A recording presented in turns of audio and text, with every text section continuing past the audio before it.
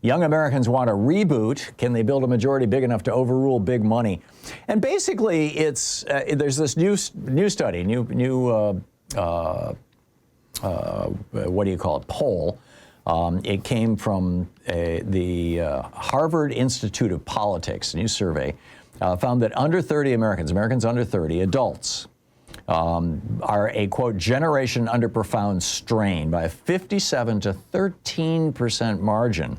They told pollsters that America is on the wrong track. Only 32% agree that America is even a healthy democracy.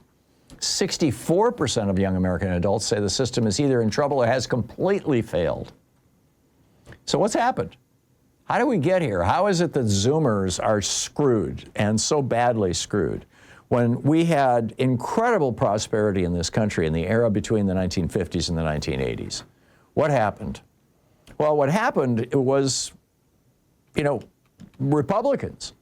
I mean, when Ronald Reagan came into office, as a result of Franklin Roosevelt and Dwight Eisenhower, and I get it, Dwight Eisenhower was the Republican president, but, he was the last honestly elected Republican president in my lifetime, certainly.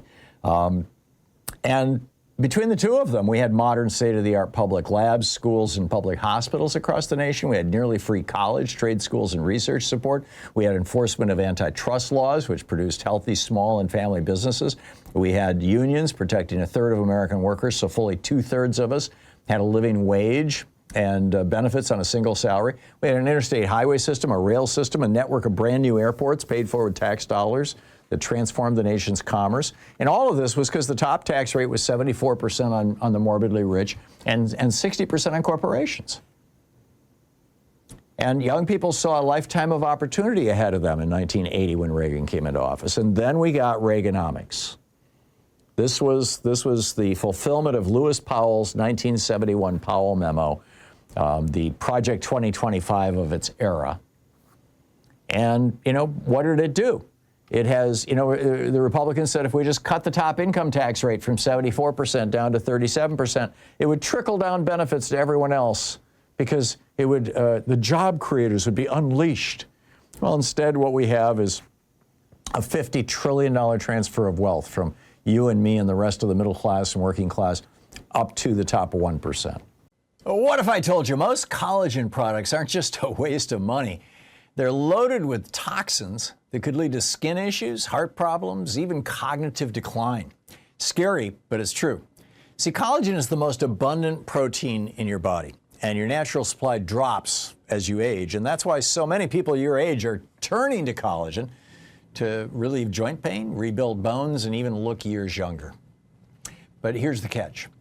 You have to know what to look for, or you could end up doing yourself more harm than good. So before you buy another tub from Amazon or your local store, go check out the top 5 collagen warnings every American needs to see, along with a special offer.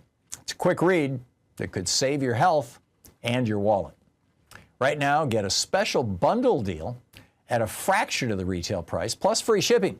This offer is only available at getnativepath.com/Hartmann.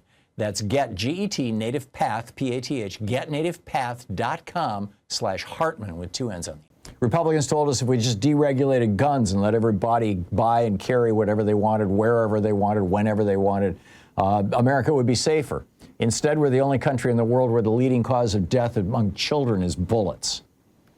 Republicans told us if we just ended sex education in our schools, purged our libraries of books, and outlawed abortion, we'd return to the good old days when every child was wanted and every marriage was happy.